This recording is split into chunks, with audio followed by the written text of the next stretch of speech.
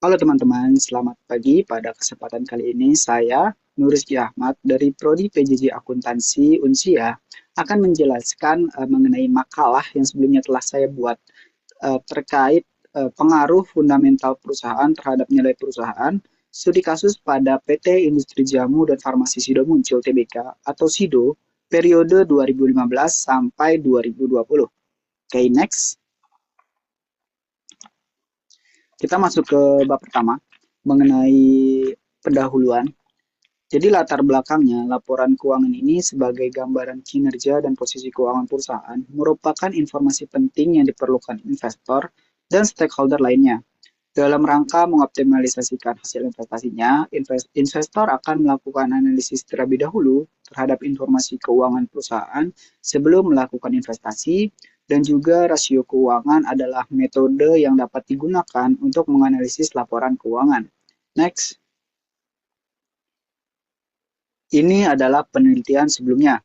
Bisa dilihat berbagai macam penelitian. Contohnya penelitian oleh Macfiro dan Satrio tahun 2022, kemudian Salsabila dan Miranti tahun 2021, ada Tahir Juarsa dan Mayasari tahun 2021, dan juga Halim dan Hafni 2019, serta Firmansyah 2019 menyimpulkan bahwa earning per share yang selanjutnya disingkat EPS berpengaruh signifikan positif terhadap harga saham.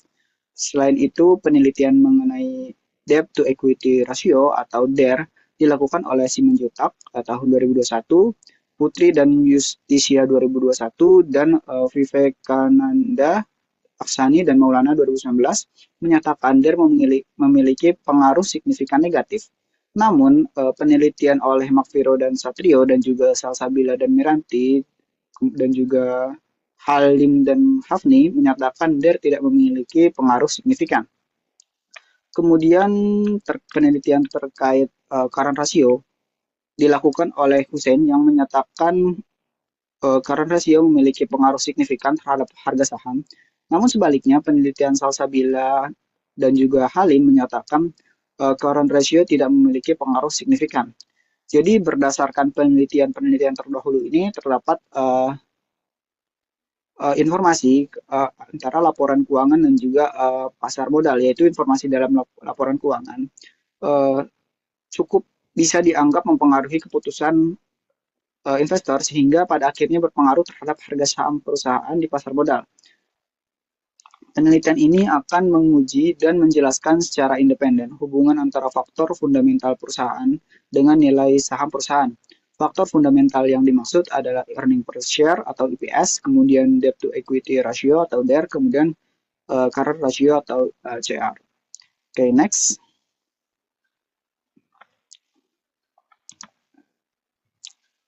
Jadi ini adalah laba atau laporan laba rugi dari PT Industri Jamu dan Farmasi Sidomuncul.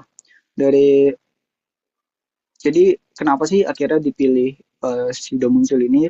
Dari sekitar 800 emiten yang tercatat di Bursa Efek Indonesia, PT Sido ini adalah salah satu perusahaan yang punya kinerja keuangan cukup baik dengan fluktuasi saham yang cukup menarik untuk diteliti. Bisa dilihat pada tabel, selama beberapa tahun terakhir laba bersih dari PT Sido itu cenderung mengalami peningkatan. Dan hal ini itu dibarengi dengan peningkatan harga saham Sido. Yang next. Ini yang tadi saya bilang kalau misalnya laba bersih dari Sido ini cenderung mengalami peningkatan dan dibarengi dengan harga saham Sido. Terlihat pergerakan EPS dan juga laba perusahaan memiliki pergerakan yang hampir serupa. Persamaan inilah yang sangat menarik untuk diteliti lebih jauh. Penelitian ini akan menguji dan menjelaskan. Oke, next. Jadi langsung kita ke rumusan masalahnya. Pertama mengenai bagaimana kinerja keuangan dalam atau IPS, DER, dan juga CR pada PT Sido selama periode 2015 sampai 2022. Kemudian apakah terdapat hubungan antara IPS, DER, dan juga CR dengan nilai saham perusahaan? Tujuannya tentu saja untuk mengetahui kinerja keuangannya apakah cukup baik selama periode 2015 sampai dengan 2022. Kemudian yang kedua juga untuk mengetahui hubungan antara IPS, DER, dan juga current ratio dengan nilai saham perusahaan. Next. Kita masuk ke manfaat penulisan. Ada dua di sini. Yang pertama, bagi investor diharapkan dapat menambah referensi terkait uh, pertimbangan keputusan investasi. Yang kedua, bagi dunia pendidikan dan akademisi diharapkan dapat menambah referensi untuk penelitian sejenis. Next, kita masuk ke bab 2 mengenai kajian pustaka. Yang pertama ini analisis fundamental 2.1. Jadi menurut KBBI, fundamental itu berarti bersifat dasar atau pokok atau mendasar. Jadi dalam penelitian kali ini, fundamental perusahaan berarti apa yang menjadi pokok-pokok perusahaan, khususnya kinerja keuangan. Jadi analisis fundamental adalah metode mengelola informasi kunci yang berkaitan dengan kinerja perusahaan. Biasanya menggunakan laporan keuangan sebagai sumber informasi utama dari Arta, Afsani, dan juga Sasongko 2014. Kemudian kita masuk ke rasio keuangan 2.2. Rasio keuangan memperlihatkan kinerja keuangan perusahaan. Jadi jika rasio keuangan tersebut baik, maka hal tersebut menunjukkan kinerja perusahaan yang baik pula dari Putri dan Justisia tahun 2021. Kemudian MAIT 2013 menyatakan bahwa analisis rasio keuangan yang digunakan untuk memungkinkan investor mengetahui apakah kinerja keuangan perusahaan baik. Oke, next. Jadi ini adalah rasio keuangan yang diduga mempengaruhi harga saham. Yang pertama, earning per share. Jadi IPS adalah indikator keuangan yang menggambarkan profitabilitas perusahaan dengan membandingkan laba bersih setelah pajak dengan jumlah saham yang beredar selama periode tersebut. Kemudian debt to equity ratio merupakan salah satu rasio keuangan yang memperlihatkan sejauh mana perbandingan utang dengan ekuitasnya. Jadi semakin tinggi dari ini, semakin besar ketergantungan perusahaan tersebut pada utang dan berakibat pada semakin besar risiko keuangan yang dihadapi oleh perusahaan tersebut. Kemudian selanjutnya current ratio. Ini merupakan sebuah rasio yang menilai kemampuan perusahaan dalam memenuhi kewajiban jangka pendek dengan menggunakan aset lancar. Semakin tinggi current ratio, semakin baik pula kemampuan perusahaan dalam memenuhi kewajiban jangka pendek dengan menggunakan aset lancar yang tersedia. Oke, next. Kita masuk ke harga saham. Jadi harga saham ini adalah sebuah indikator yang dapat dimanfaatkan oleh investor untuk menilai saham perusahaan. Jadi harga saham ini mencerminkan apa ya, permintaan dan penawaran antara pembeli dan penjual saham, dan juga menunjukkan sejauh mana mereka saling berinteraksi. Next. Baik, kita langsung masuk ke pembahasan yaitu terkait kinerja keuangan PT SIDO. Ini diambil dari laporan keuangan tahunan audited dari website mereka tahun 2015 sampai 2022. Yang di sebelah kiri atas itu adalah tabel rangkumannya, yang di sebelah kanan adalah grafik dari earning per share-nya. Kita bahas mengenai IPS dulu. Jadi nilai IPS itu sebesar 36,82 pada tahun 2022, memiliki arti perusahaan telah menghasilkan keuntungan sebesar Rp36,82 untuk setiap lembar saham yang beredar. Jadi IPS PT SIDO ini cenderung mengalami peningkatan dalam 8 tahun terakhir. Dengan kata lain, bahwa laba perusahaan terus tumbuh, kecuali di tahun 2022 sempat turun sedikit. Kemudian hal ini merupakan cerminan dari kinerja positif PT SIDO. Next. Kemudian kita lanjut ke kinerja keuangan yang kedua, yaitu DER atau Debt to Equity Ratio. Ini terlihat stabil yang di atas itu, kiri atas. Jadi teorinya semakin kecil nilai DER, maka semakin baik untuk PT SIDO itu yang berwarna biru, nilai tahun 2022-nya itu sekitar 0,16%. Memiliki arti total hutang yang dimiliki PT SIDO hanya 16% dari total ekuitas yang dimiliki. Hal ini menandakan bahwa PT SIDO sangat baik dalam mengelola hutang perusahaannya. Jika dibandingkan dengan dua perusahaan sejenis, yaitu KLBF dan juga KF, SIDO ini termasuk yang paling kecil ya. Ini menandakan SIDO cukup baik untuk dia tidak ketergantungan dengan hutang. Kemudian yang di bawah mengenai current ratio, kiri bawah itu ada grafik. Jika dilihat current ratio PT SIDO menurun 8 tahun terakhir. Oke, jadi dari tahun 2022 itu nilai current ratio sebesar 6 itu menandakan aset lancar Petesido 4 kali lebih besar atau 4,06 kali lebih besar dari kewajiban jangka pendek yang dimiliki. Dengan kata lain, Petesido ini mampu melunasi kewajiban jangka pendeknya. Apabila suatu waktu mereka perlu melunasi hutang jangka pendeknya dalam seketika. Next. Oh oke, berarti dari sebelumnya itu ke sebelumnya dulu. Jadi dari pembahasan kinerja keuangan Persida ini bisa dilihat kalau kinerja keuangannya sangat baik, baik dari IPS-nya itu terus meningkat, kemudian dari DER-nya itu rendah, itu sangat baik, kemudian dari share-nya ini turun ya, tapi masih cukup baik gitu, masih lebih baik dibandingkan pesaing-pesaingnya yaitu dua pesaingnya yaitu KLBF dan juga KF. Oke, next.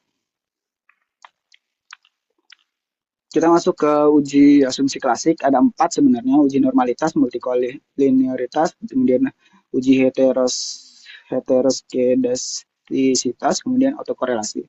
Yang pertama, uji normalitas. Di sini ada histogram dan juga normal p-plot.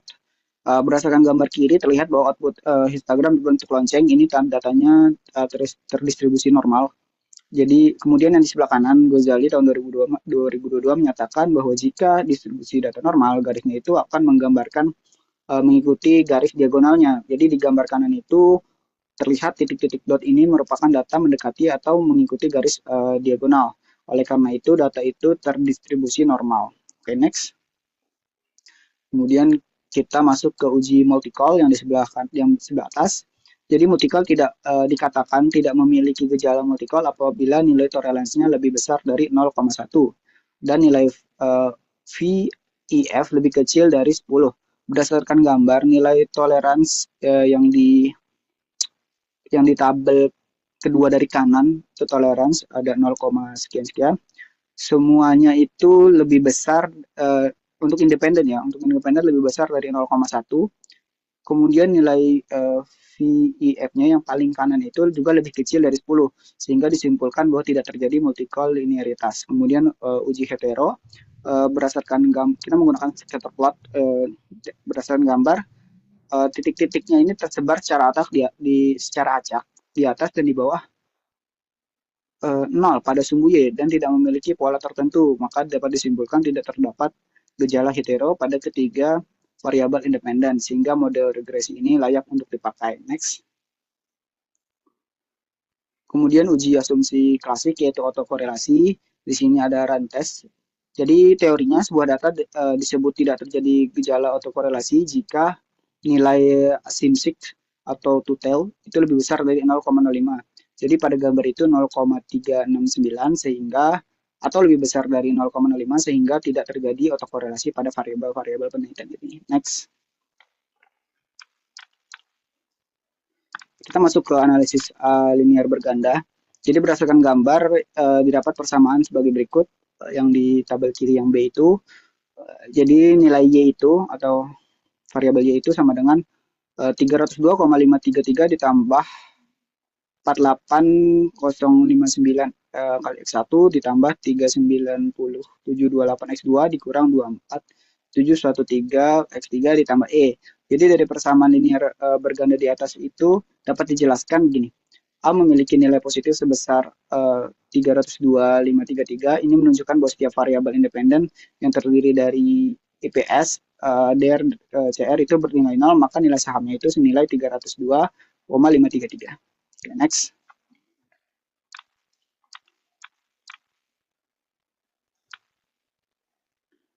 Kita masuk ke uji T. Nilai T hitung untuk variabel IPS itu sebesar 3,765 sehingga lebih besar dari nilai T tabel. Sehingga terdapat pengaruh antara variabel IPS terhadap harga saham Y secara parsial. Baik, langsung saya bacakan saja kesimpulannya dari gambar tersebut. Yang pertama, IPS secara parsial memiliki pengaruh signifikan positif terhadap harga saham. Kemudian yang kedua, DER secara parsial tidak memiliki pengaruh terhadap harga saham. Kemudian yang ketiga, current ratio secara parsial tidak memiliki pengaruh terhadap harga saham. Next. Kita masuk ke uji F yang di atas.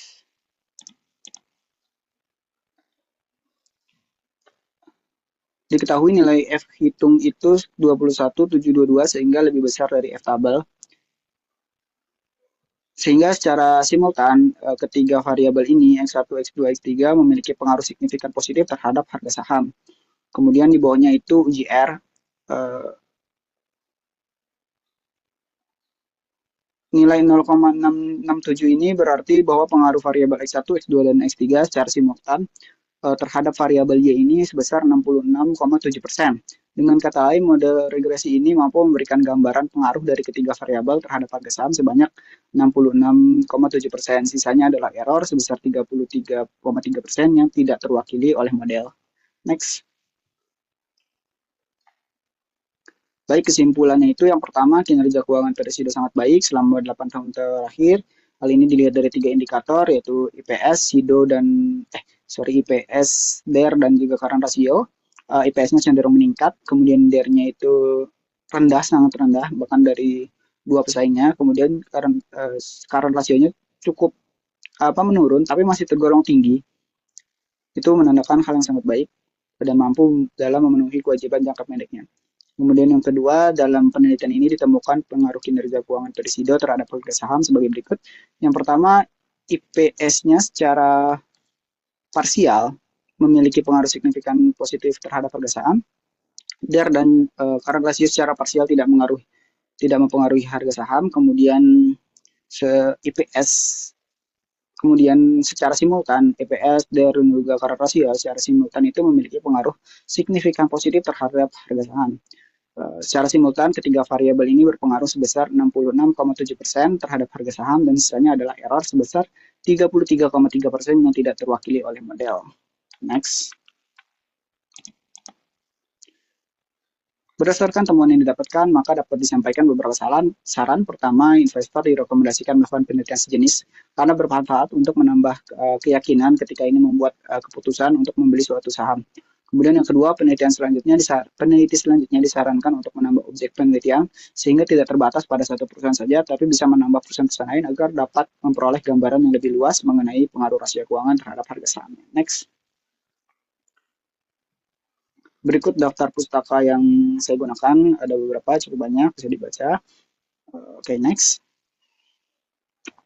Terima kasih, segitu saja dari saya. Semoga presentasi ini memberikan manfaat. Saya Mirzki Ahmad, undur diri. Terima kasih.